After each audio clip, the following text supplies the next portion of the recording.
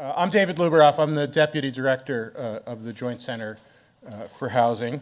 And it's my privilege to be the moderator for this last panel, which has the unassuming title of What Does a New Approach to Slums Look Like?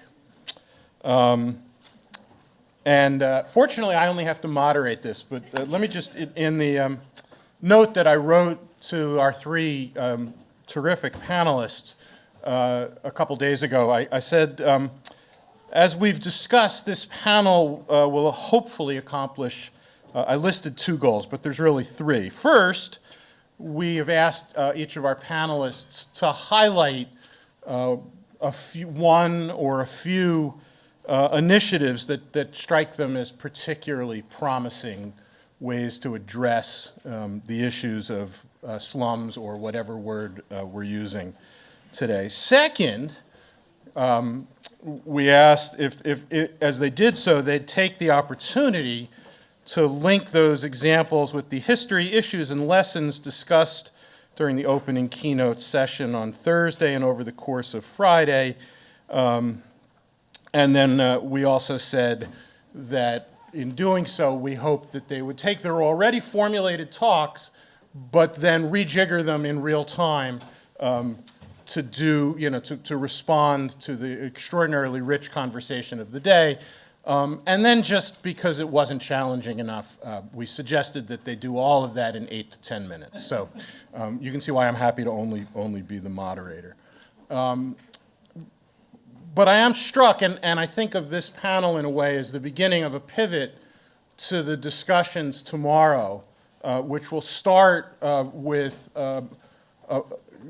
most of the morning on kind of almost a kind of lightning round type presentations of some ideas about innovations and approaches, and then, as you've heard from a few other folks, a fishbowl exercise where we really try and synthesize that.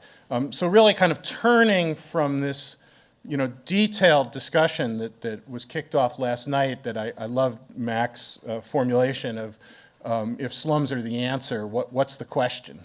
And the deep discussions today of the very forces that have produced and reproduced slums.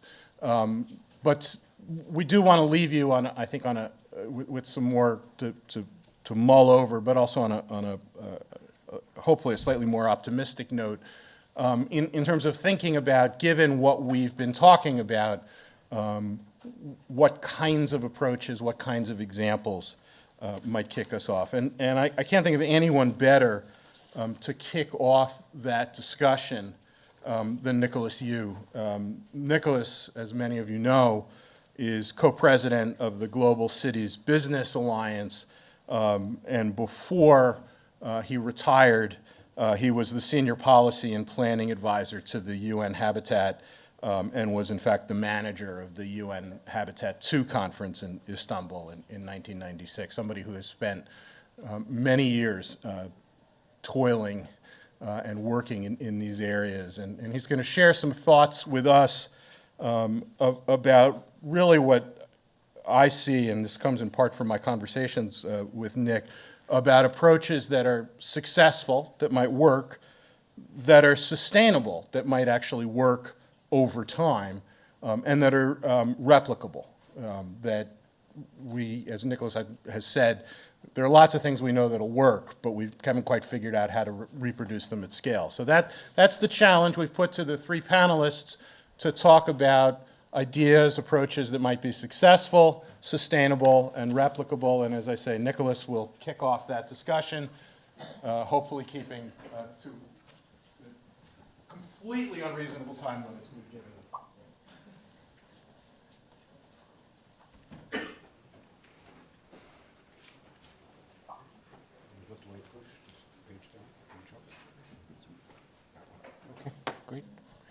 Thank you very much for that introduction, David. And again, thank the 3 host institutions for having me. It's a real pleasure to be here. The last time I was here, I was with an energy utility company looking at the challenges of bringing liquid gas into Boston during the winter months. And I discovered something which really shocked me, was that there were at least a dozen times in the last 10 years when Boston almost ran out of energy. So anyway, I was asked to think about new approaches to slums, but also to sort of summarize a little bit some of the key issues that came out of the previous panels. And I would like to start off by questioning some assumptions that we have made in previous attempts at slum upgrading, low housing for low-income groups, etc., that I think have not been as effective as we would have liked them to have been, and also one gigantic mistake. A lot of the slum upgrading and site and services programs that Michael Cohen and I worked on together back in the 80s were based on an assumption that home ownership is a priority for the urban poor. And I think this assumption has to be revisited. For a lot of people that live in these informal settlements, home ownership is not necessarily a priority. Right? For the single mother that has to raise small kids, you can imagine that feeding those kids, making sure that they get an education, most probably is very high up on our list of priorities. The single male who's left his family in the village most probably has a higher priority trying to remit money back to the rural homestead rather than put his money and effort into home ownership. So what I'm trying to get here is that we have adopted a one-size-fits-all approach in many of our attempts at trying to improve slums or offer alternative solutions. And that, I think, doesn't work. We have to really differentiate the demand that there is within the urban poor community. Another assumption was that the financial instruments that have worked so well for the middle class, namely the mortgage, can also work for the poor. Now, if we look at what defines informality, as Marty so pointedly showed us, is the insecurity of tenure. Insecurity of tenure of where you're staying and living, insecurity of tenure where you're working. Now, the mortgage instrument is based on the assumption that you're not borrowing for the house. You're borrowing for the land, right? Because the value of the house tends to diminish over time, but the value of land tends to augment over time. So basically, all mortgages are predicated on the fact that the land is what is of value, not the house. And you are asking somebody who's not sure where his or her income is going to come from in 3 months' time, 6 months' time, to mortgage both the land and the house. In case of default, they have nothing left. Right? A third assumption is that slum upgrading is a viable proposition. I just want to launch a challenge out to you now. Slum upgrading presumes that the person who's living in the slum is going to use a combination of elbow grease and whatever disposable income they have to improve their housing. Right?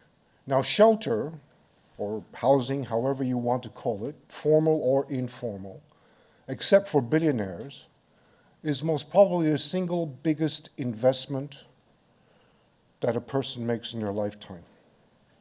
And we expect the poor to pay for that with their own time and with their own money.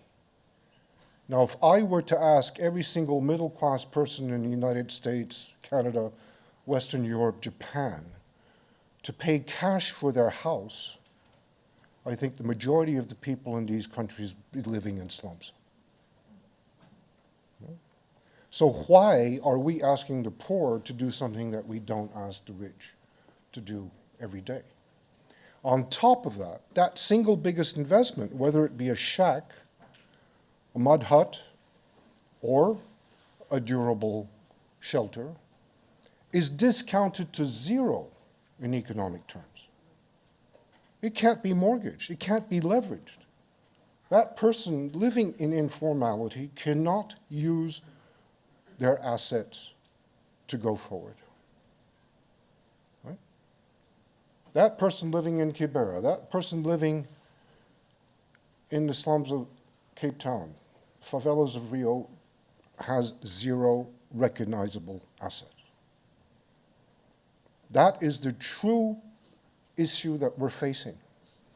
And I just want to say that there are a few countries in this world, non-oil producing countries, that today have insignificant number of people living in slums, despite the fact that after the Second World War, or shortly after the Second World War, these countries had on average 50% of their urban populations living in slums. Right? I am talking about Singapore, Hong Kong, China, the two Koreas. What worked in these countries that today the number of people living in slums is insignificant? Number of people living in informality is insignificant. I pretend that what these countries did, that very few other agencies, organizations, or countries even tried, was they focused on income. All of the other projects I've seen in my career focused on reducing cost primarily, site and services, upgrading, self-help housing, tackling cost, right? Some of them looked at price, which is the cost plus the cost of money, by subsidizing interest rates or providing some kind of financial instruments. Very few looked at willingness to pay, which is an individual dimension. It's not a collective one. What are you willing to pay for? Because what value do you see in upgrading or accessing better housing? What these countries did, Singapore, Hong Kong, China, and the two Koreas, was to focus on income. To improve the income base, and to use, in many cases, housing as the basis for improving that income. Right? Not just jobs in the formal sector, but how do you use housing actually to improve income? And when I was evaluating some site and services projects, amongst others, World Bank projects, USAID-funded projects, etc., we did an exercise, a group of us did an exercise, and we lent some money to somebody who had zero income. But instead of lending them enough money to build one room on a 40 square meter plot, we lent them enough money to build 6 or 7 rooms on a 100 square meter plot. But we had handpicked that person because that person was willing to become a landlord, had the entrepreneurial spirit to become a landlord, and that person became a middle income earner within 2.5 years. Lived in 1 or 2 rooms and rented the 3 or 4 others out. And by doing so, provided a decent housing solution for 4 other household units. I'll just very quickly look at 2 other examples that I think show possible approaches that we can adopt in the future in a globalized world economy. This is Kampung Glintung in East Java in Indonesia. And what happened was that the image on the left happened 3 times a year. Every time it rained in this kampung, total flooding. What a local community leader did here was, because the people still need the chief of the kampung to issue certain certificates, letters, et cetera, asked each time that somebody required an administrative service from the chief to devote some free time, voluntary time, to infrastructure. And what they did was, in the first stage, eliminate the flooding. by using all the water retention possibilities imaginable. And by doing so, they reduced expenditures dramatically. So that's number one. We can improve income also by reducing expenditures. The second phase was to get the inhabitants of this kampung to engage in organic vegetable growing. And those of you who've been to Indonesia know that green vegetables are sold at a very high premium. So this kampung today is one of the biggest providers of organic green vegetables to the local supermarket chain that includes a pretty big chain in Surabaya. Right? And you can see from the image from the right that the entire kampung, if you want the entire slum, has been converted into an urban garden. Right? So that's had an impact on their nutrition, that's had an impact on their family income, and now these people are projected in 2 years' time to be middle-income people. Right? They're acquiring the means to transport these to market, etc. My only question is, how long will the market system allow them to thrive? Because this is very scalable. So the question mark for all of us is how long before the market is going to intervene and take these people over. This has spawned a whole new movement in East Java. And here's another informal settlement that decided instead of growing vegetables, they're going to attract tourism. And they discovered that they had some domestic qualities. And one of them was that a lot of these young people living in this kampung are natural born or were trained as artists. So that's how they transformed their kampung. Today, this is the second biggest tourist attraction in East Java outside of Surabaya. Thousands of people go visit this kampung every day, and those people who develop the skills in engaging in this painting exercise are now engaged in handicrafts. So again, the question is, I think these things are scalable. These are indicators of how we can go forward if we go back to the famous quadrant of affordability and we focus on income. Right? And I think this is the neglected quadrant of most of our attempts at upgrading slums and improving housing conditions for the urban poor in the past. Thank you very much for your attention.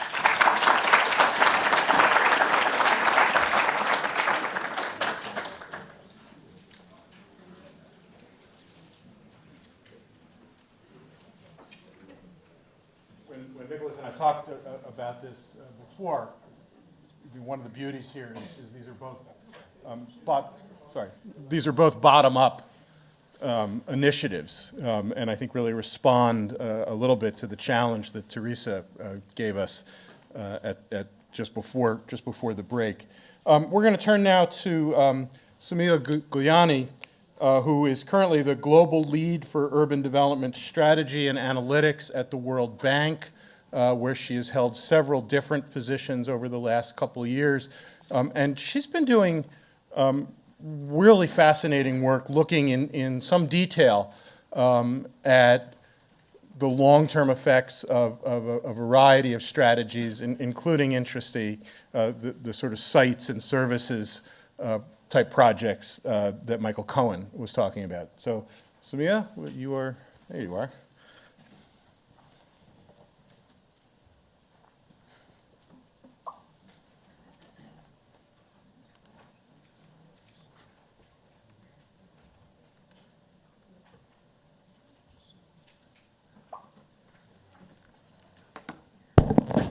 Good afternoon. It's a real pleasure to be here. I've really enjoyed the last day and a half of discussions, and you cannot imagine what a privilege it is to have such fantastic colleagues be here and to hear them. I don't get much of an opportunity to do that. Let me start with Nicholas's point that it's all about incomes and argue that I would disagree. Who in Boston earns $50,000, $60,000, $70,000 today and can buy a house in Boston? almost nobody. It's the same problem in New York, in London, and actually in many, many cities in Delhi as well. Your incomes do not allow entry into a reasonable into a reasonable house, and the housing market is completely distorted in many, many of these places. And I think this idea of bottom-up, I appreciate it very heavily. I think communities do need to be involved, but I didn't get involved in building my neighborhood, and I really much rather they build a neighborhood that I can go and buy in. So I think this idea that all these other poor people should spend all their time hanging out with planners, trying to tell them what to fix, is a dereliction of duty by the public, right? Like, why is it that these people have to go and ask for everything and everybody else just gets it? So I think governments need to take back responsibility for certain kind of provision of public goods and public services, and certain kinds of interventions that have some benefit beyond the top few, right? And I think we cannot renege on that responsibility. We've been worrying over the last few days about the fact, the slide before that says 1 billion people live in slums and what to do about them, but there are another billion coming, 2 billion or whatever. Are we going to do any better by them, or are we just going to leave them and then they can hang out and figure out how to improve their substandard living over the next 100 years, right? Or are we going to change the discourse a little bit and at least try to shift the dialogue a little bit? So the challenge that David gave us is, what would you do in the future? And how would you solve this problem? And I think what we've heard from so many other speakers is that there is no one problem that we are trying to solve. So each of these settlements that we are calling slums is different. And I'm going to give you a framework that we've used to analyze different slums, but they are not just for analyzing slums. You can analyze non-slums, urban areas overall, and we can come to that in the discussion. So working for the World Bank, the overarching rhetoric was, this is about 15 years ago, that all poverty in Africa is rural. So don't worry about the urban people. And all of us urbanists know that that's just not true. So we thought we'll do an economics type survey to talk to the economists at the bank and try to show them that you have lots of poor people living in the slums. But what we found forced us to come up with a framework that went beyond income poverty. And the argument we've been making to them and to several other people that they buy intellectually but haven't been able to convert into useful analytics is that poverty is not just about money. It has different aspects. And so there are other indicators out there of multidimensional poverty, but when you measure poverty, it's all about income. $1.99, $1.75, $2 something per day in developing countries, and are you above that line or are you below that line? And so we developed this set of frameworks, and this one talks about 4 dimensions of poverty that are key. The top one is monetary poverty. Are you above the poverty line, are you below? The next one is employment, and this goes to Marty Chen's point. Do you have a job? Can you work? We can talk about income separately. Do you have basic education? You can talk about primary, secondary, or more. And then do you have decent living conditions? And in this case, we said, okay, just let's set the bar really low, and let's talk about percent of people with permanent walls, water, and electricity. That's it. No, just very simple. And we plotted the slums of Nairobi and Dakar through a large-scale household survey. And I'm going to go fast, and this is what we found. So we found the top one proved our point, which was 72% of the people living in the slums of Nairobi fall below the poverty line. Right, and that's what we were trying to show, and the national average was 50%. But it also said that 28% were not poor. About 68% were employed, some were in school, but there was a 28% unemployment rate. They were doing well on education, but overall living conditions were appalling. Only 3% met this indicator. So this is why I disagree with Nicholas. Because you could be above the poverty line, have a job, have reasonable education, and still have very poor living conditions. And then you could argue, well, that's the definition of a slum. So we looked at very quickly the indicators for Dakar, and it looks like this. And again, very high percent of people living in poverty, 82%, very few working, very low on primary education, and still very decent living conditions, at least by this proxy indicator. So this one-to-one relation between income and housing is broken here. So George was talking about the economics is, can you afford, can't you afford? But something is going on in these cities where there is a city effect. And this automatic link, you get them education, you get them jobs, and somehow it'll all solve itself, is not working, at least in these two cities, right? So we went in further into this definition of living conditions, which is the topic of our discussion here today, and came up with this framework, which we call the living conditions diamond, and said it has 4 features to it: the quality of the unit, infrastructure, tenure, which has been talked about a lot, and the neighborhood and location, which has been talked about less, except in saying there's a geography of deprivation that we are calling a slum, right? And the argument, and what we found was, unlike the previous diamond, these things we find interact with each other. So if you improve one, something else starts to improve, and if one starts to fall apart, you can start having a cycle that goes down. Each of these has multiple indicators, and I'm just going to zoom into one aspect of it, that's infrastructure. And I'm going to map 6 basic services, water, electricity, toilets, for Nairobi. And I'm just going to do it very quickly.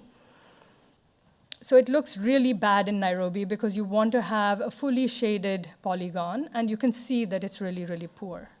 And then if you compare it to Dakar, you find that the blue one is Dakar, that Dakar is doing much better in what they call slums in terms of service delivery relative to Nairobi, right? So there's a city effect, and it's different for very poor people in 2 African capital cities. So then we go back to that in-between diamond, the living conditions diamond. And I'm just going to plot it, just one indicator each, but there are many indicators, and I don't want to complicate the story right now. And this is what Nairobi looks like. And as I argued, there seems to be some sort of an interaction. It's poor. Very few people have permanent walls, very few have electricity. This is 2004 data, and I'll come to today in a little bit. Only 37% of the people feel safe. And to my surprise, only 8% of the people own the structure in which they live, okay? And then we compare it to Dakar, and you can see there's a big difference. And after much thought, so this didn't fit in with what I grew up with in my understanding of slums, which is that slums consolidate over time. So Peter's slides showed consolidating slums, and now he's talking about a second generation problem that they're starting to fall apart, but they did consolidate in the first place. I was living in Nairobi for several years, and I was finding that the settlements there are not consolidating, and I couldn't figure it out. And these data became another challenge. And after much thought, it came to this. We found that in Dakar, 74% of the people owned the home in which they had lived, which they were living, and they had lived there roughly for about 20 years, whereas in Nairobi, very few percent owned the home they lived in, and they had lived there for, on an average, for 4 or 5 years. So they hadn't built a constituency that was stable enough to argue for services and one that invested, right? So I'm going to skip this. So that brings us to how do you improve living conditions? And very quickly, there are many, many different things that are done in public policy and privately and otherwise to improve living conditions. Slum upgrading, sharing of housing, sites and services has been mentioned, public housing. And each of these, I'm going to argue, works on different aspects of the diamond. Somebody tries to improve infrastructure, somebody tries to regularize tenure, and they do different things, so they give you a different result. And right now, the discourse in many countries, I'm currently working on India, is that we want to build public housing because you really need to do something for the poor. Very quickly, I want to argue that building public housing is probably one of the most difficult things you can do and get right. And what you want to do is to go back to one of these slightly more successful things that we found in India on sites and services. Not to say that you should do sites and services again, but that it has certain features that you can replicate in developments today that are not just about building isolated public housing towers targeted only for the poorest of the poor. So essentially what Sites and Services did many generations ago is it worked on all those three things: infrastructure, tenure, and neighborhood and location. It developed the entire neighborhood. In India, there was a $1 billion program in 27 cities. And we went and visited these sites in Mumbai and Chennai. There were 28 sites that were developed, and we went and visited about 14 of them. And what they tried to do was that they had they introduced a new product at that time, a very small plot of 21 to 33 meters square, relative to the minimum size that was available then, 250 meters square. And they designed these settlements, because of cost recovery reasons rather than anything else, to have a range of plots, the very small and the large. And the large they would sell at market rates, and the small they would give at subsidized rates to the poor, and they would bring infrastructure to this whole thing. And they tried to compromise or economize on spatial standards. They went for mixed-use housing, and they built them up at the edge of the city because that's the only place where there was land. And of course, as Michael said, everybody said these were a failure. Several years after, when the project closed, this is what it looked like. All it had was toilet cores. And so this is all you could count. There was no housing, nobody had moved in. And then a few years later, it looked like this. This is really not, juggies or shacks, right?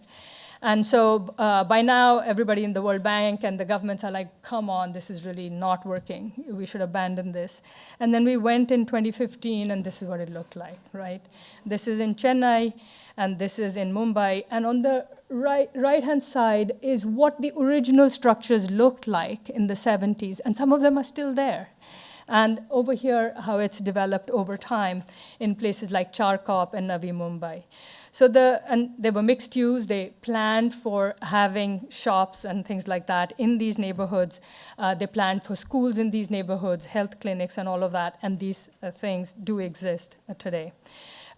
This is an aerial photograph of a site in Mumbai called Charkop as it is today in 2015, and the footprint exists even today. So it's not been consolidated into large chunks of housing. It may change, as Peter was talking about. And on the right is other kind of private development, right, which is not low income. So you see an economical use of space, very tiny plots still existing. And this is what it looks like, a planned high-density development of the kind that is far too rare in India and many other places. So there are some features in here that you can use, and I'm going to argue this is very quickly. So for the next 1 billion, you can't just redevelop today's slums and hope everybody will fit in. They will not. So you will need to have some greenfield development.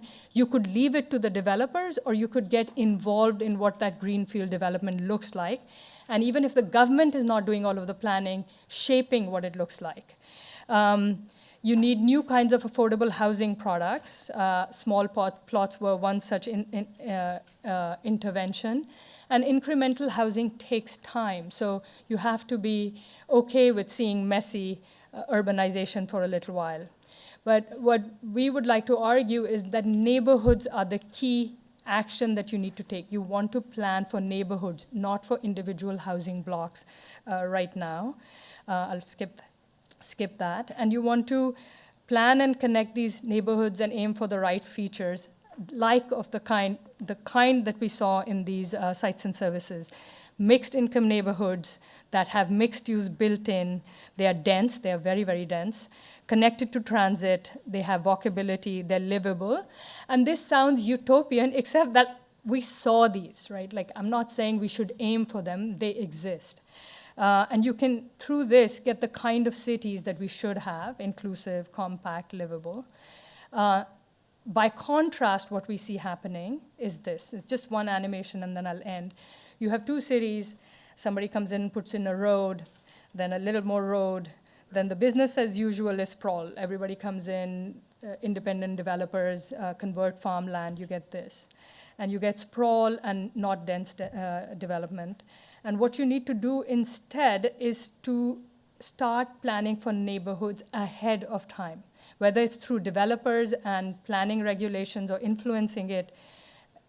If you do that, you can get to, you basically invest in a vision and certain kinds of public goods that plan in advance. So we as urban planners, urban development people need to go back to having discussions with policymakers about a vision of the city that's more inclusive and plans to have poor people in it instead of just leaves it to the market and then they stay there on the fringes and a whole generation goes by before some services come. Thank you.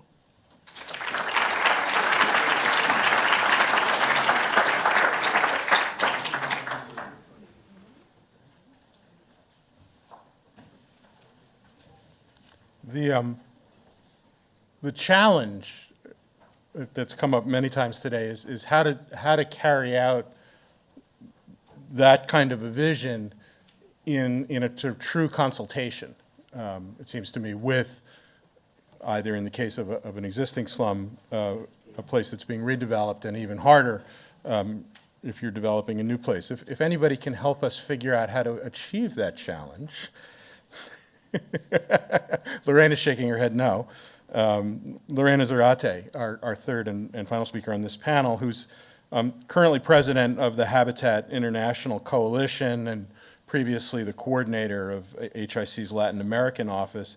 And Lorena's been involved for some time over the elaboration and dissemination of the World Charter on the Right to the City, and in particular in efforts to really kind of what would it mean to put that into the Mexico City Charter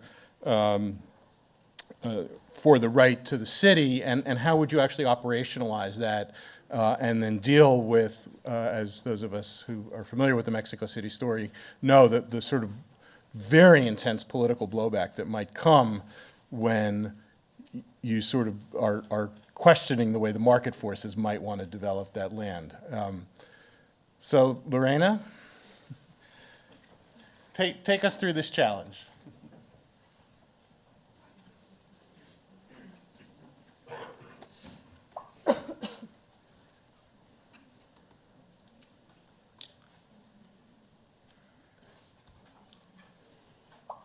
You still there? Yes, you are. Brave people. Hello, everyone. Hola.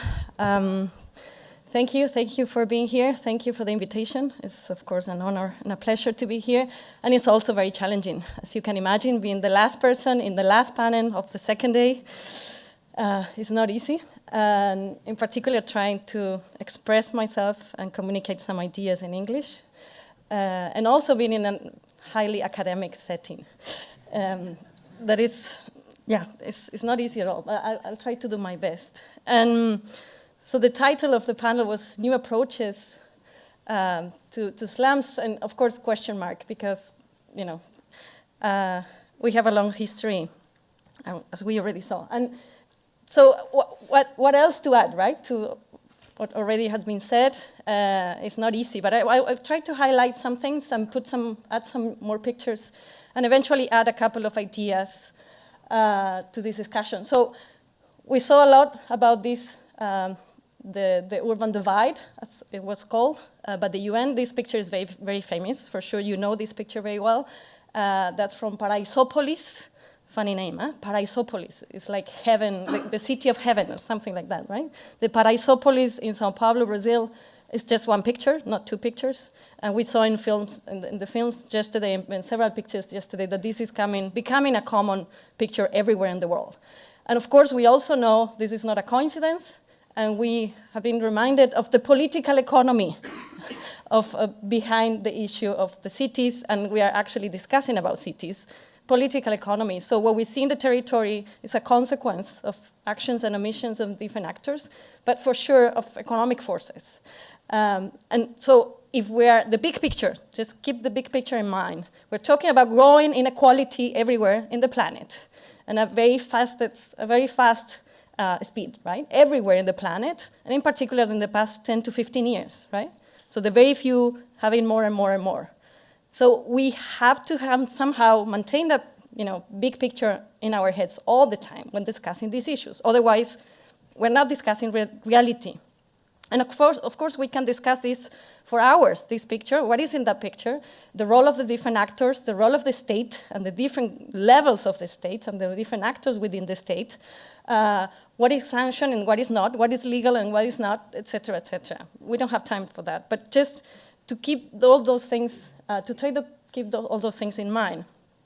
We also discuss, in terms of the political economy, what we are talking about a huge, and still huge, migration from the countryside to the city in several places, and of course also between cities, but still, and in particular in sub-Saharan Africa and Southeast Asia. So what's going on in the countryside? That should be part of the question too, right? So it's not just the problem of the slums, it's what's going on in the countryside and what's happening. And someone mentioned yesterday, part of the problem is during the past 30 years or so, the lack of support to rural life, to have a dignity in rural life, and in particular small-scale production of food that is actually still the production that is feeding most of the world, according to several data. So what's going on in the countryside? And that's part of dispossession, accumulation, and so on. And we need to discuss these too. Otherwise, we're. But we also need to discuss what's going on with the other city, or the other part of the city. And this is happening everywhere. That picture is actually old. That picture should be double or more now. That's in Santa Fe in Mexico City, outside Mexico City, on the west side. I'm not sure about the price of the square meter there, but probably more than $5,000 US, more or less, Lincoln Institute, yeah? So it's very, very, very expensive, yeah? A lot of money. Many of those buildings are not fully occupied. And that's happening everywhere. It's not only happening in Buenos Aires, but it's also happening in my hometown in Argentina, which is La Plata, an hour south from Buenos Aires, a very kind of provincial capital. That's going on too, right?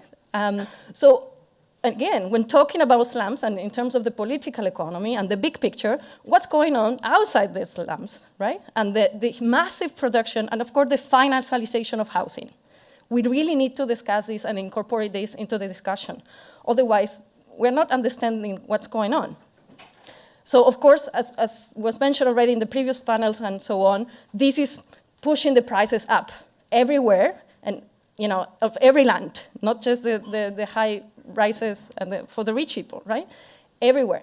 And we are talking about this huge gap, not just income inequality and a huge gap in income, but a huge gap in land prices and then housing prices and of course rental prices and income of the people.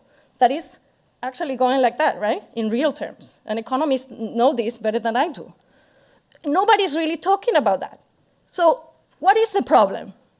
Should we discuss slums or should we discuss political economy and macroeconomic issues here, right?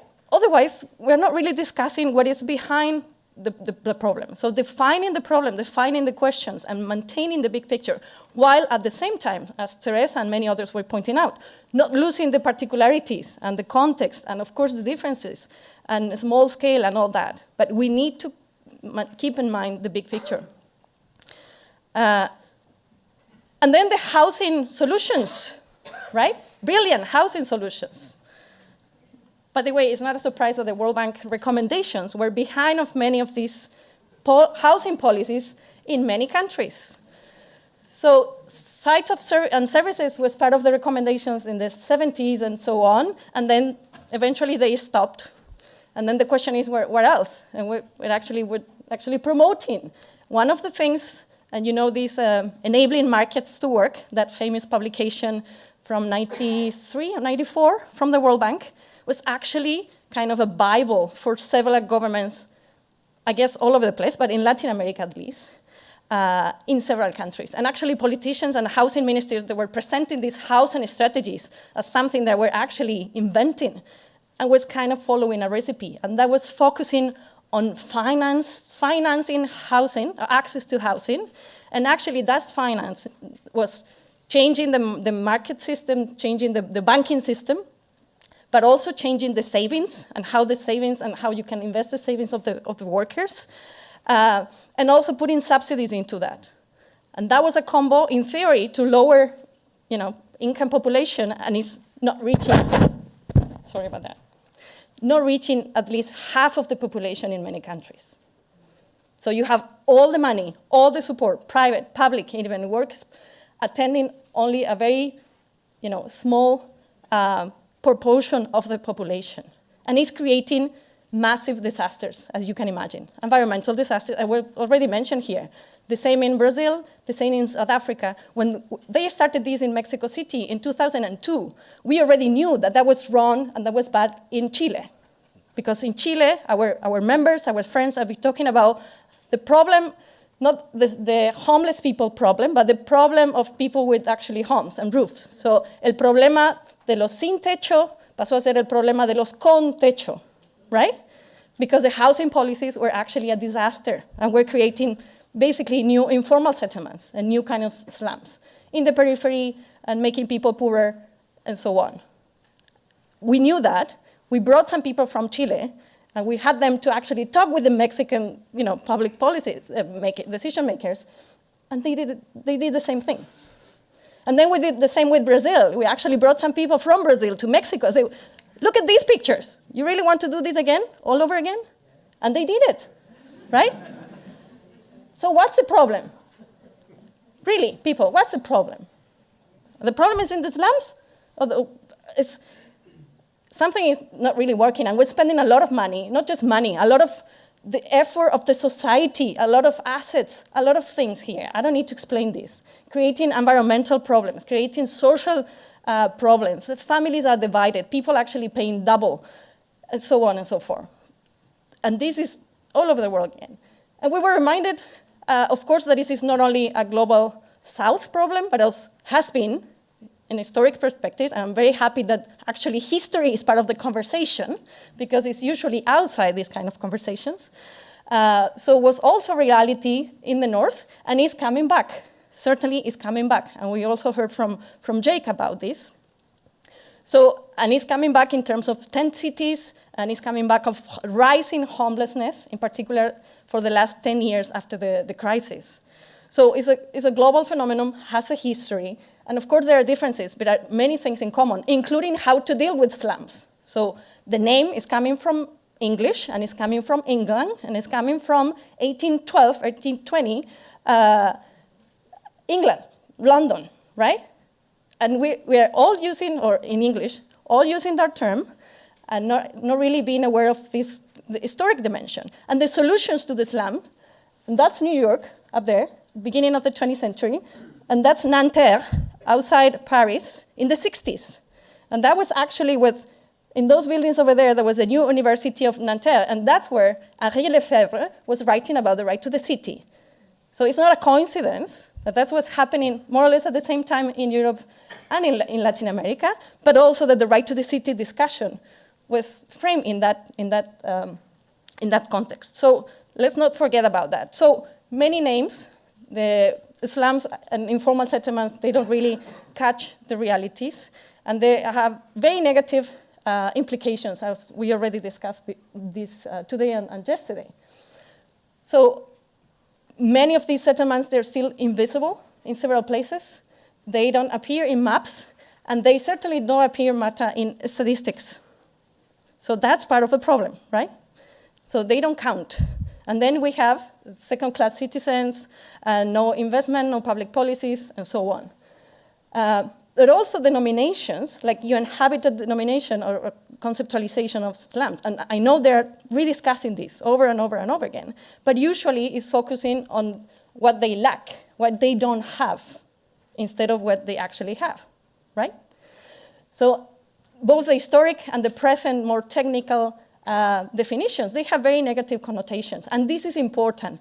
This is important because we already discussed this, informal, irregular, out of planning, etc., and then becoming criminalized, like illegal and out of the regime, and so being justification to actually, evictions and displacements and all that. So the words are very important, and the connotations of the word are very important. So that's why we don't want to talk about the negative connotations. Of course, we know that there are problems. There are problems everywhere in our cities.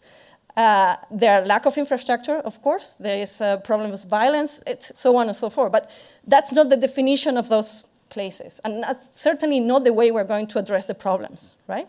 So focusing instead of what we call the social production of habitat.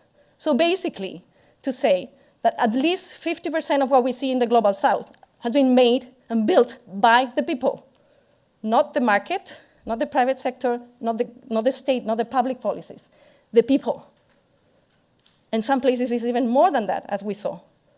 So why we have very positive, public housing or private housing, it's connotations for some of those, not public housing actually, because it's for low income, and very negative connotations to the city made by the people. If we change that framework, eventually we are going to understand much better what's going on and be able to support that from public policies. And we also know that realities are very different. We already discussed this. Different pictures. Those two, the top ones are from favela in Rio de Janeiro, Rocinha. The other one is Villa 31 in Buenos Aires. And of course, you know these two below. So very different realities, right? And in Latin America, this process has been going on for the past more than 50, 60, 70 years, 70 years in some cases. So of course there is a lot of consolidation and cities going up and all that. And very different material conditions, very different social conditions, and so on. So using the same words to try to characterize that is not really helping to understand what's going on, as Teresa already mentioned. So basically, kind of, imitation in policies, but also contradictions or bipolarity. And I will say that this is kind of a continuum, and in several places you can still see this going on, right? The different approaches to these settlements. They will combine evictions and displacements, in many cases coming from the dictatorship, and as we learned yesterday this morning, from fascist regimes in Europe, so pretty much the same. And actually that started also in Latin America with dictatorships in Chile and so on. But they're still going on, even in fairly democratic and so-called progressive countries like Ecuador. The permanent limbo of this gray zone, right? They're actually gray on the maps, or green. So they don't appear on the maps, gray or green. And that's actually linked, of course, to the laissez-faire, but to political gains and electoral promises and campaigns and all that. We know people, politicians are actually playing with these communities. And then regularization, of course, and we already discussed some of this in terms of titling, but usually, mostly, only through private ownership, and that's not the solution, for sure.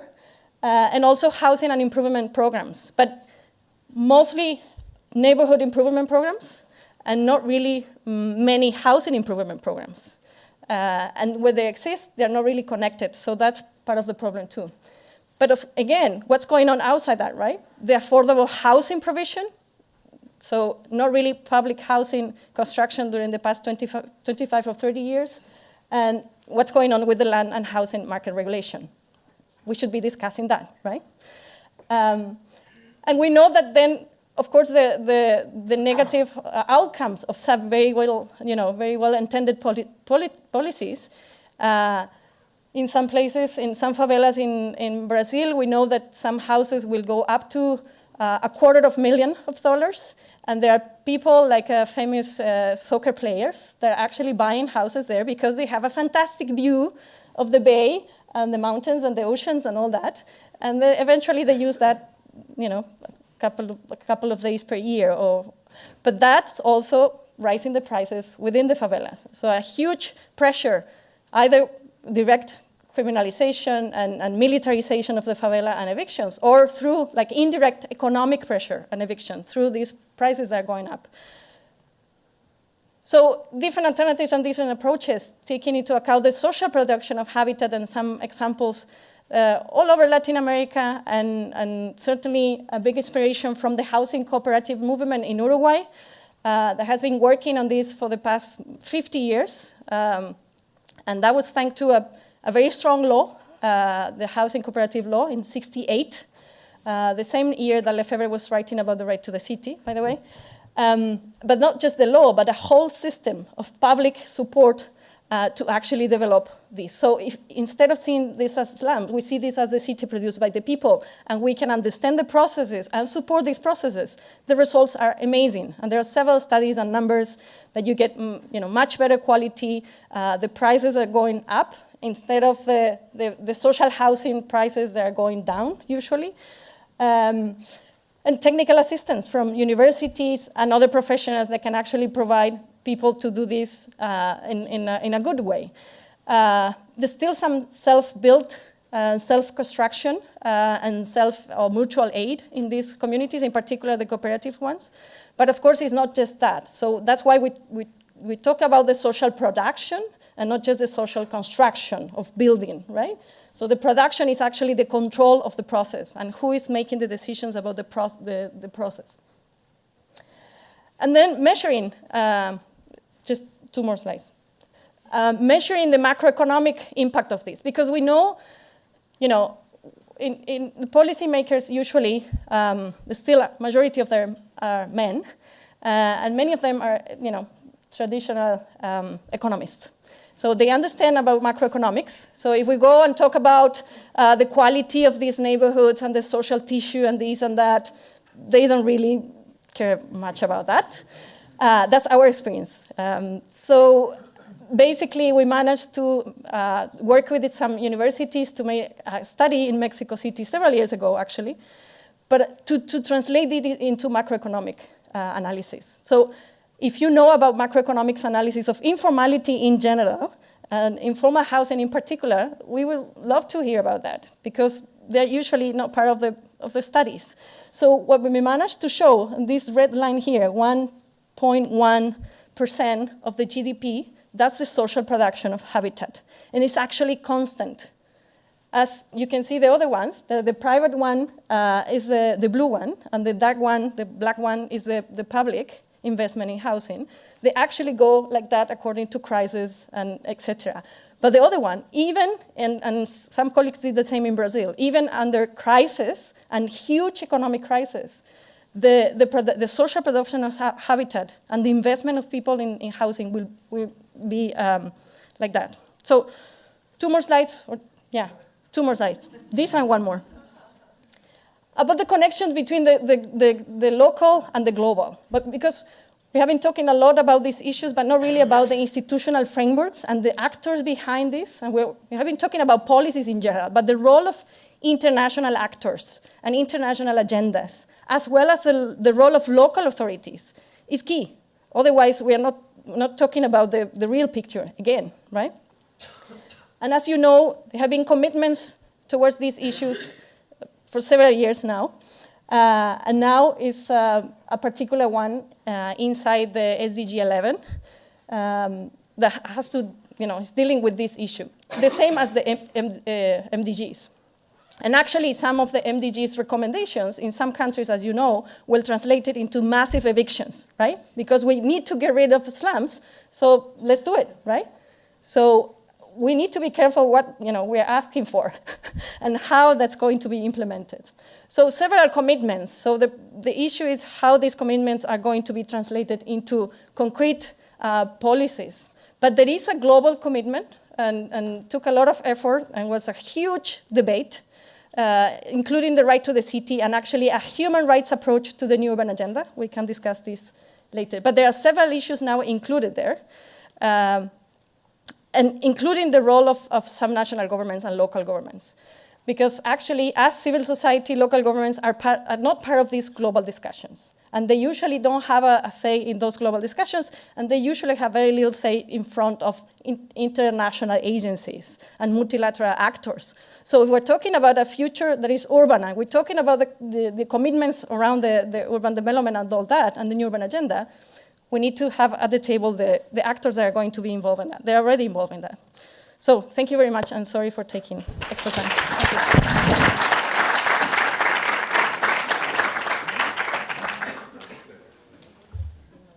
you. So I'm going to try and follow, I think Chris's lead, and although I have many questions, I think given the expertise and wisdom in the room, I would encourage you to identify yourself and make either a short statement or ask a short question.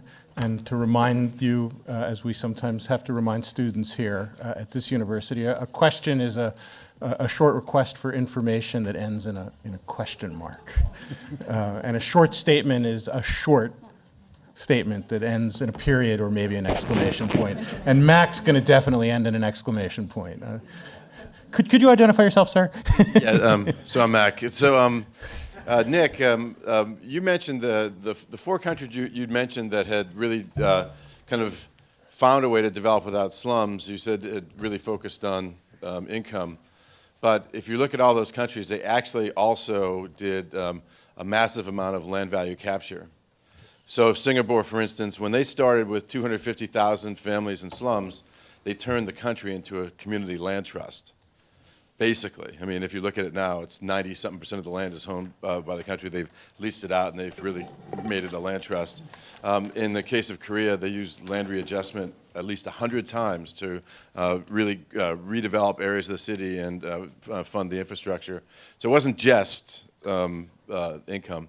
And then, Sumila, you noted that in Kibera, like 4% of the people own their homes. But interesting to ask, who are the landlords? Because when we were working on the SDI Kenya Railway project, we were told that one of the largest landlords in Kibera was the sister of President Moi.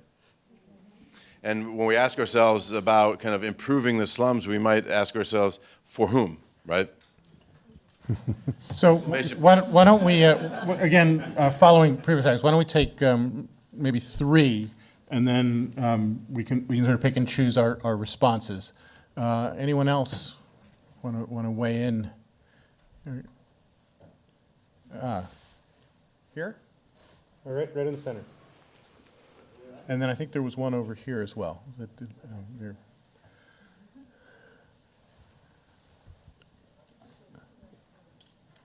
Hello, I am Ijlal from Sudan. I am a fellow at MIT. So the presentation I like very much, the whole presentation. And I just want to ask Nicholas, how were the local people empowered and what training or skills they acquired so that they are able to transform this Kampong Clinton into what we have sown now? And then for Sumila,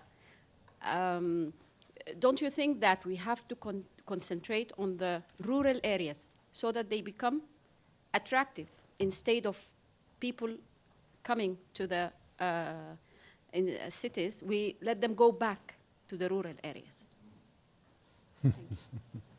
And maybe one more. Yes. I just wanted to comment. Sumila mentioned that in her in your neighborhood, you don't feel the need to control the planning process, or that the participatory approaches that people, many people just prefer to have the housing provided and move in. And I agree that that's true in unconsolidated. Again, I think it's really important to define what kinds of communities we're talking about. In what I would call consolidated informal settlements, in Rio we have many of these because we have over 1,000. Most of these are decades old. The oldest is 120 years, the oldest official one, but there's actually some that are 200 years old on the same land. And in communities that have been, I would argue that in a community that has been self-controlled and managed for that long, they have a much greater right to self-control than I do in my neighborhood. And so I think that it is important to recognize that communities, especially ones that feel that sense of belonging, that have developed traditions, that feel connected to the land, that those are the assets that they care about, not material or monetary assets often. And this isn't a romantic thing, this is real, and of course there are communities that aren't like that. I'm talking about those communities. I think in those communities we need to address them in a different way.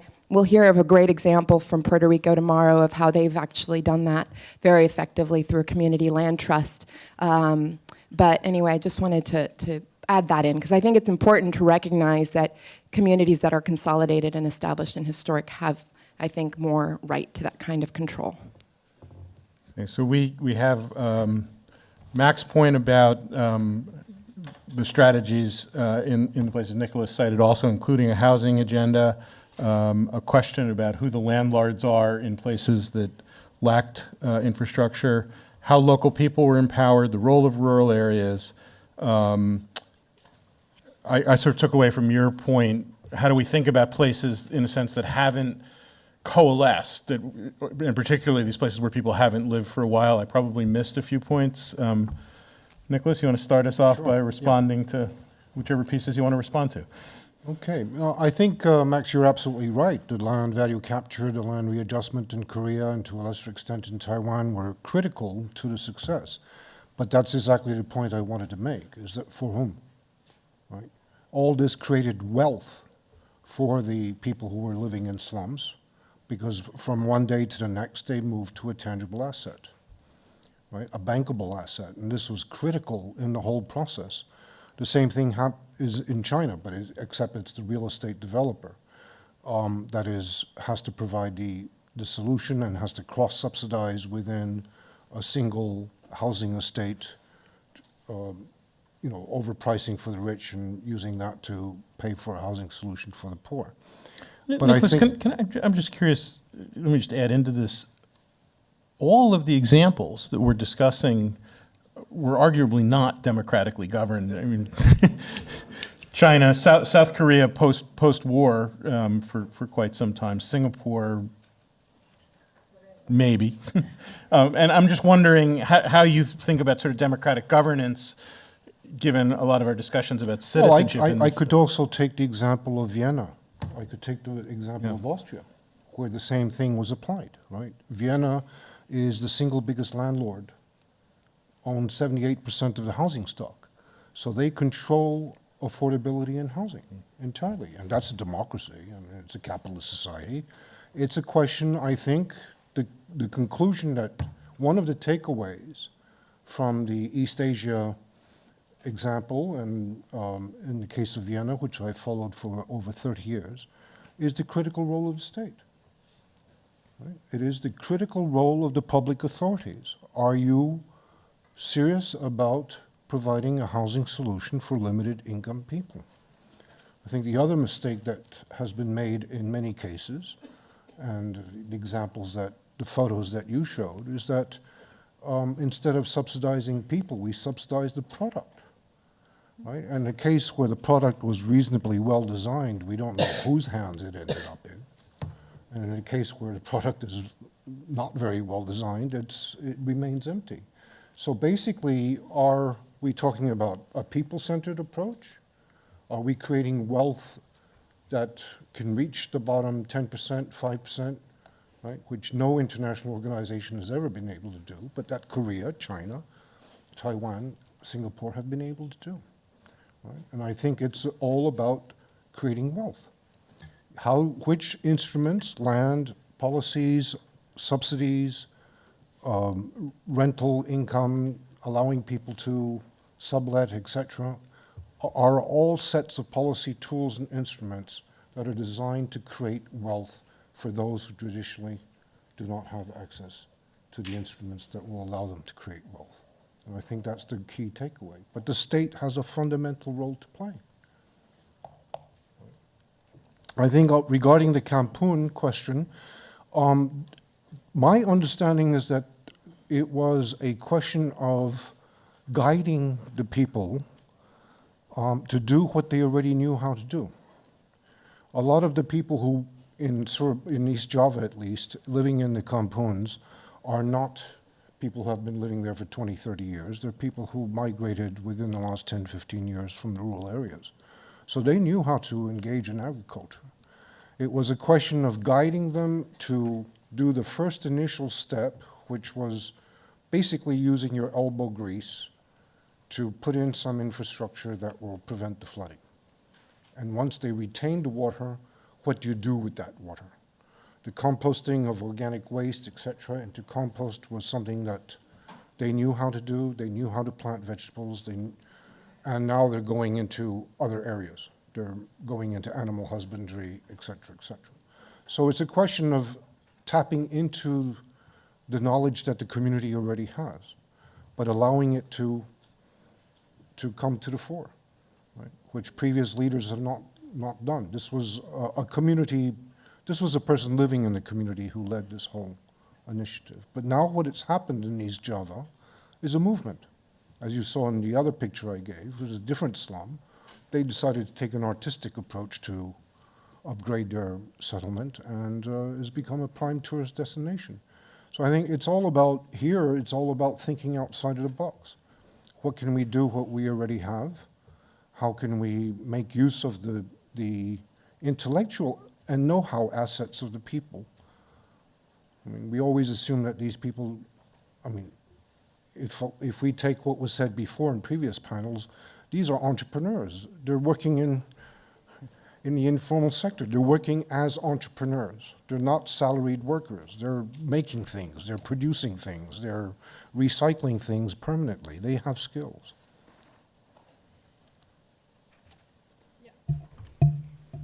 Yes, thank you very much.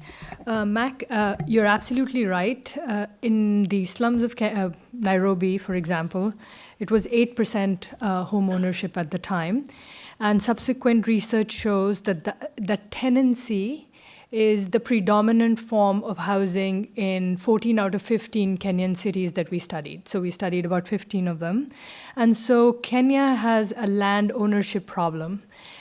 So land ownership is heavily concentrated and not available not just for the poor, but for several segments of income next. So in fact, I think outside of informality, only the very rich can afford to buy in Kenya.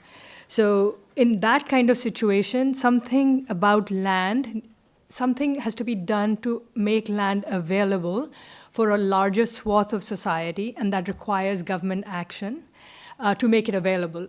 And absent that, in a place like Kenya, you'll get only marginal improvements in the situation, right? So that's absolutely correct. So the other question was about consolidated settlements and participation in the planning process.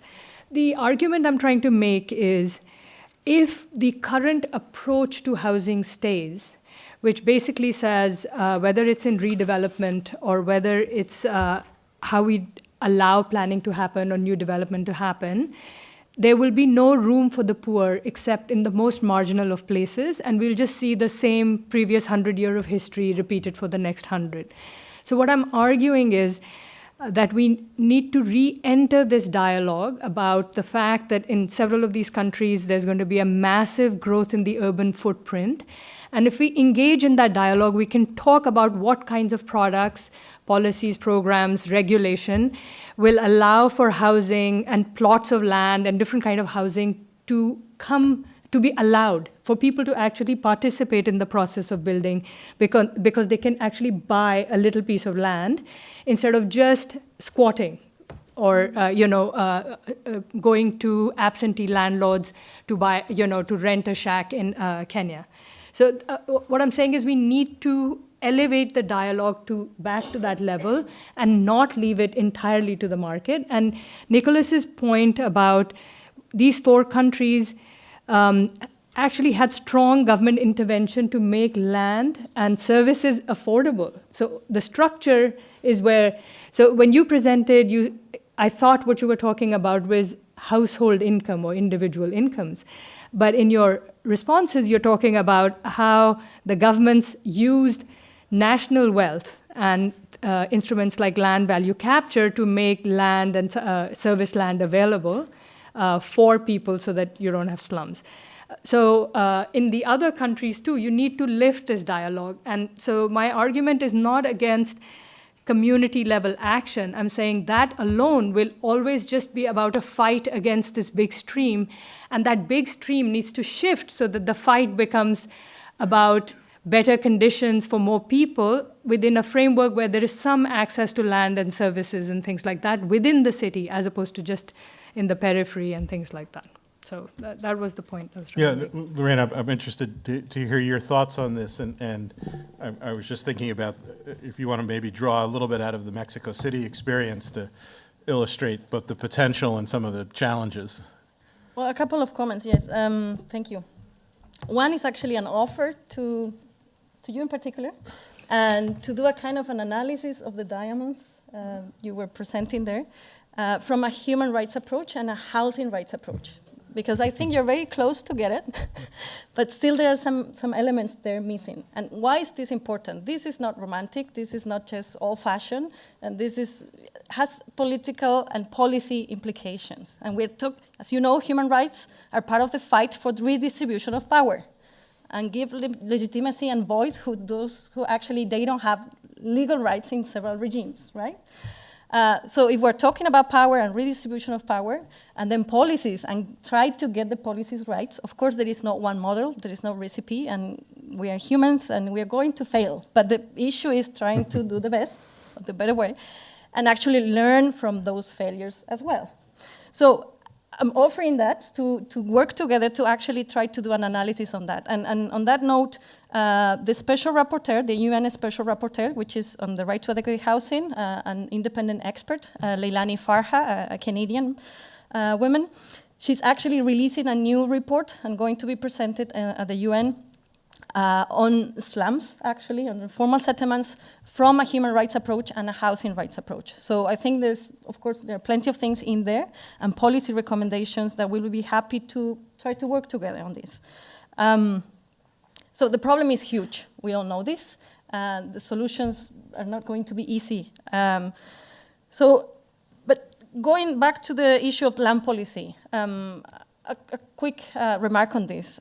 In my experience, almost 20 years working with HIC and in these issues and these topics, in my experience, the land discussion, the land policy discussion has been out of the framework and of the picture for all these years, at least in my direct experience.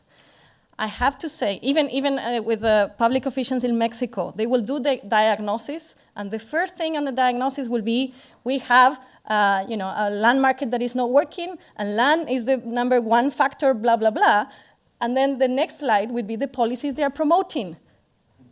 Guess where land was mentioned in the policies? So then I ask a question, and eventually they invite me to work with the government. You know, they do that. But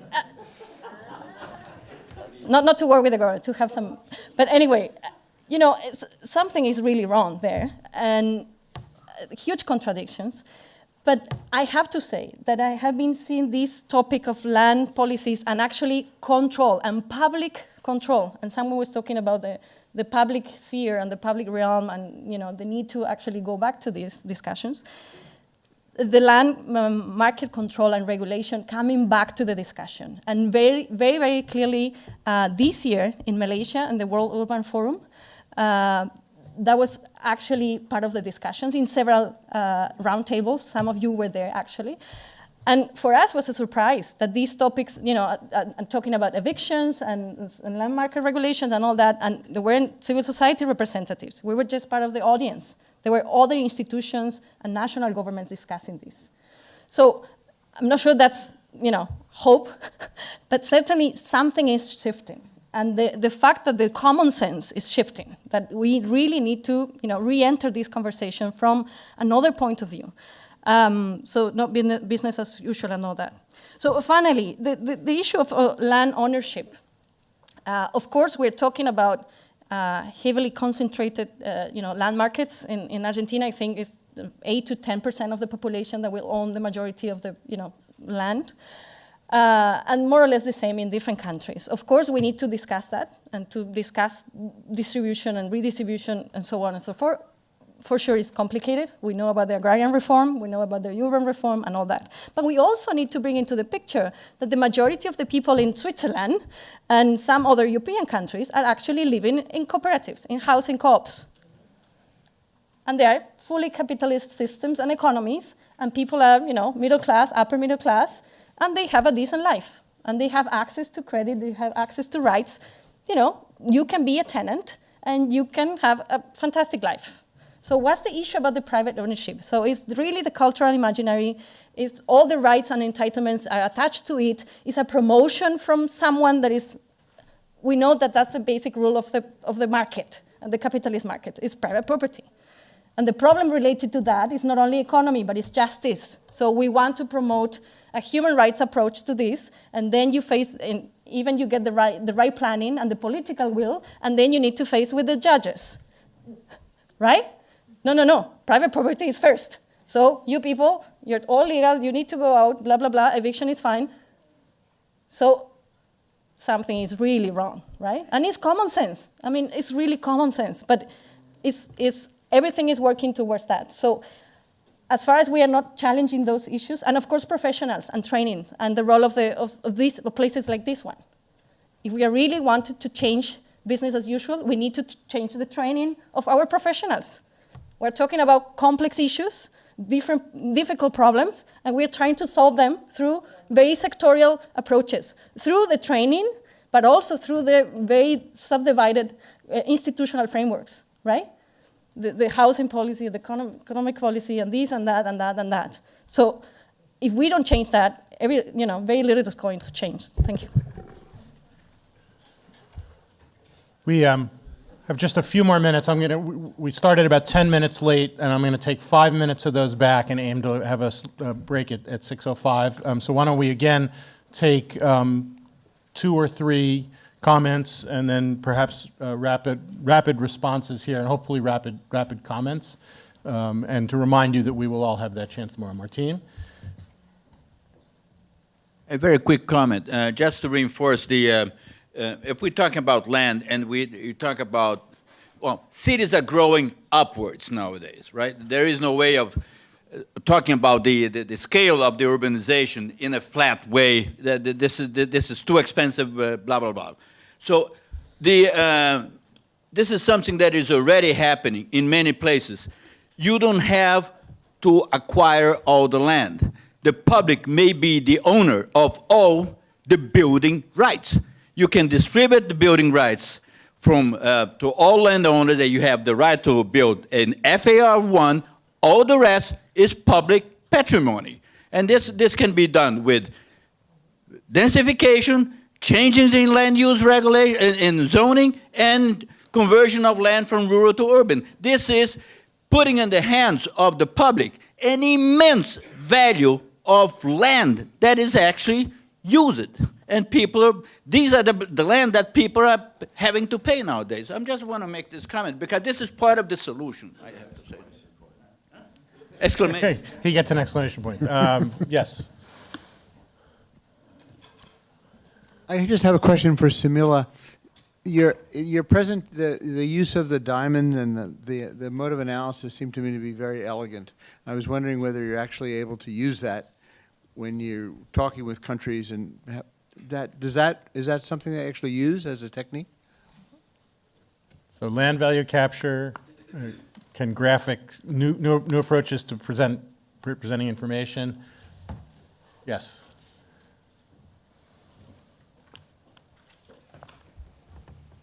Hi, I'm Maysa Sabah. I'm a housing consultant. I'm based in Dubai. So I work in the Gulf region, and people don't think there's, a problem in affordable housing for the oil-rich countries, but actually there is. But my question is to Sumila, because in all of the Gulf countries, the traditional method of providing housing for locals is what we don't call it site and services, it's land and loan. So they grant subdivided land and they provide the infrastructure, and then people build their own housing. Now what's happening is that this model is not working. There are so many problems, but one of the problems is the problem of infrastructure and incomplete neighborhoods. So people take forever to build their own housing, and then you have, the government has spent all this infrastructure and it becomes outdated and. So we're actually moving in our work, we're moving, redirecting this program towards people buying completed housing from, whether through PPPs or etc. But so my question to you is like, when you said people can buy small plots of land, so why not buy small apartments? Small apartments, anyone? And then one last question in the back. Sorry to make you run that far, Alex. My question is also for Sumila. I liked the diagram that you had at the end. It's very similar to the Garden City movement, which is these separate enclaves planned well in advance that attract people through transit.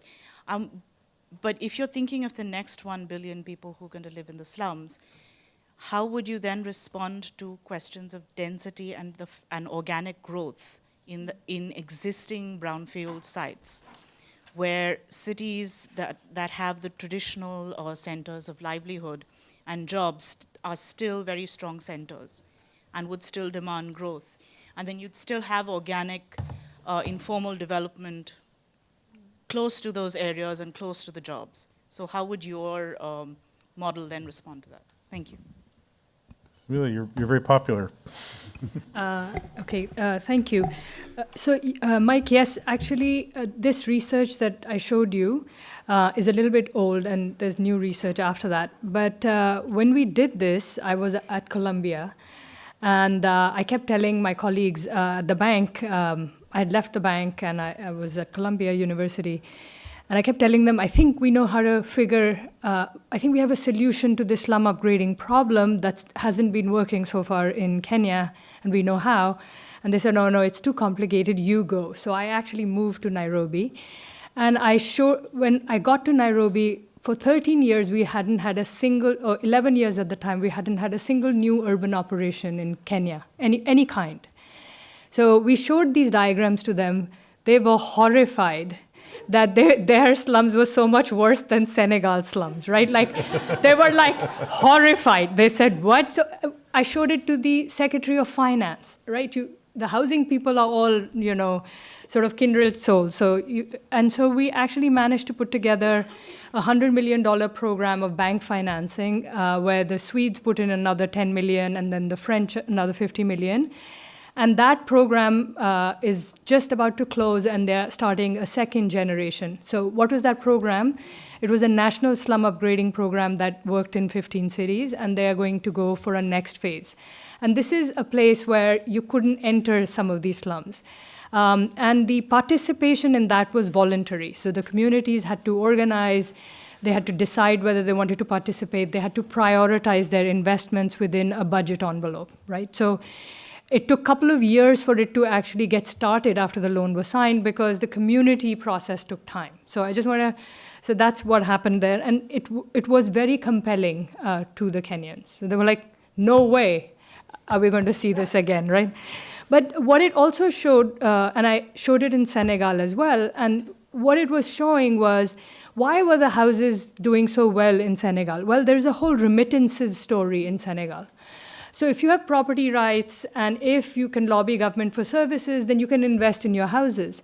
But they were doing really poorly on education and jobs and all of that. And they had very large family structures. Polygamy is still very alive and well in Senegal. So it's telling you that in different places, the thing that needs help and support is different. So in Senegal, the remittances were helping you build the houses. You needed to get the economy going and the jobs going and the education system going. And the community would tell you that if you spoke to them. So it's not always about just housing and services. So that's one piece of the story. The second, it's really nice to see you, Mesa. We were in school together a very long time ago. So it's nice to see you back. So this land and loan is not just a Middle East model. So the sites and services model, at least in India, was not new, because that's how middle-income housing was developed. So you would carve out plots, and you would auction it or sell it to middle-income people, and they would build their own houses, not with their own hands, but by using contractors. And to date, it still exists all over India, including in Delhi, even though it's starting to go vertical. But there are lots of second and tertiary tier towns. But there was no loan because the mortgage market wasn't developed. So that still existed. What Sites and Services did was shrink the plot. So if you shrink the plot, then who can buy shifts, right? Like, I don't know whether that was a conversation that Michael and I had, right? So, so if you have little units, like you had in Charkop in Mumbai, they weren't attractive to the rich, because not just were the units small, the road in front was too narrow and cobbled, and you couldn't get a car into that road. So none of the rich wanted to really be there, and it's persisted in part because of that. And over time, the developers may come and start buying out entire clusters and redevelop, but they have to get permission to do that redevelopment. So there is a whole regulatory framework that may kick in or may not. They might just be able to get corruption money and be able to do this. So is it wrong for the Middle East to go towards buying small apartments? Not really. It depends on where you are in your housing spectrum and how comfortable they are.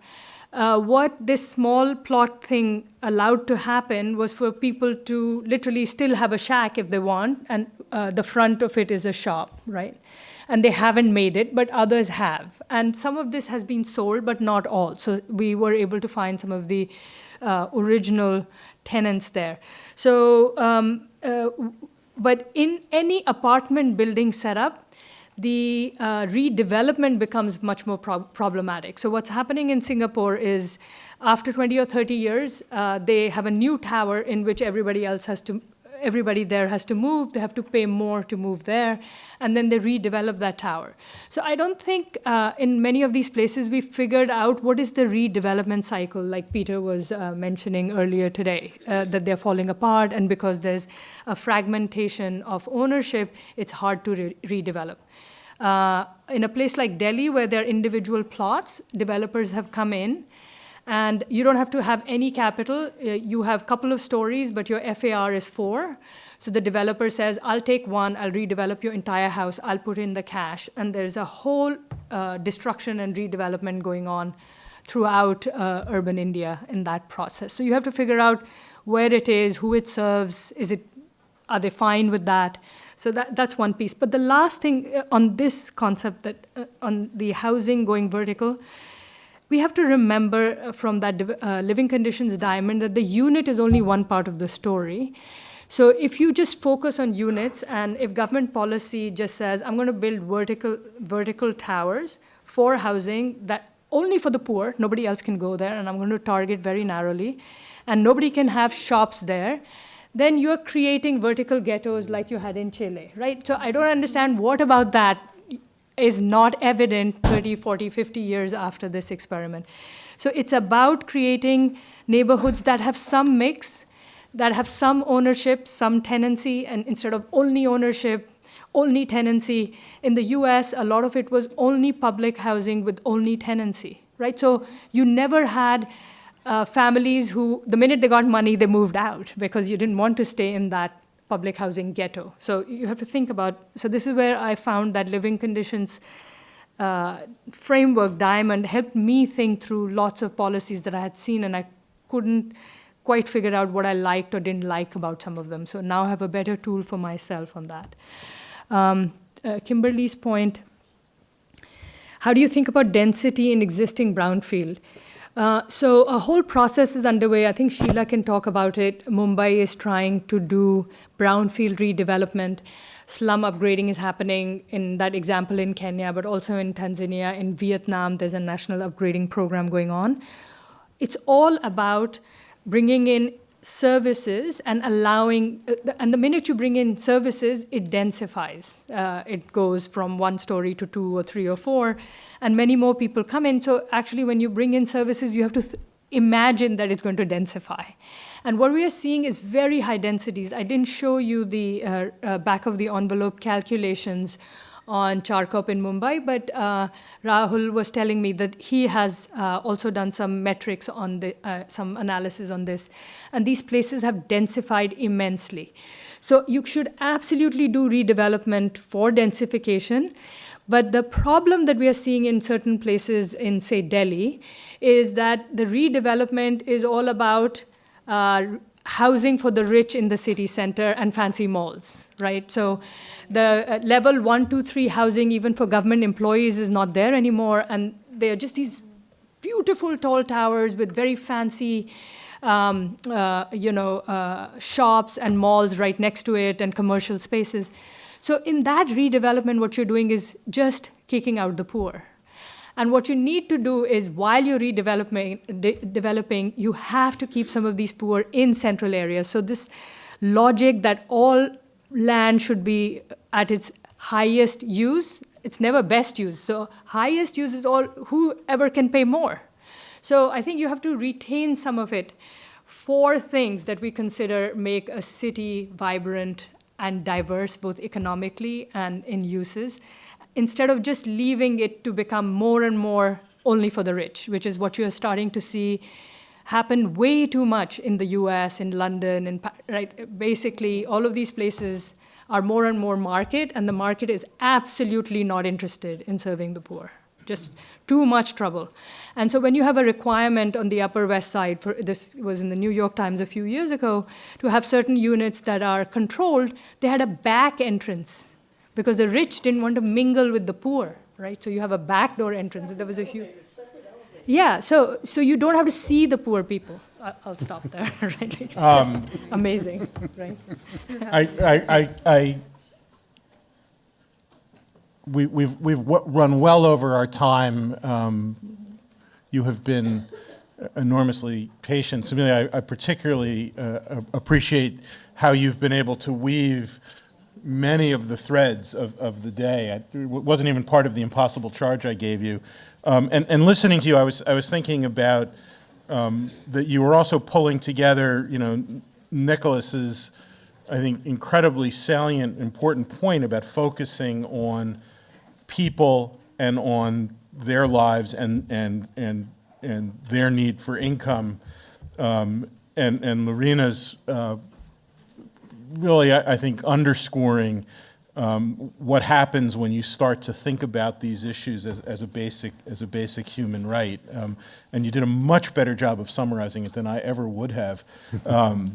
So with that, you are on your own this evening. Enjoy Harvard Square. Enjoy an early fall evening in New England. We will reconvene. We're giving you a whole extra half an hour to sleep tomorrow. We will reconvene at 9:30. As you know from the agenda, we'll be looking at innovations in the morning, and then I think this really fascinating fishbowl exercise, which in some ways we've already been modeling through the conversation, but particularly an opportunity to hear some of the voices we have not had a chance to hear. And I hope you'll join me in thanking our panelists for doing an extraordinary job at an impossible task.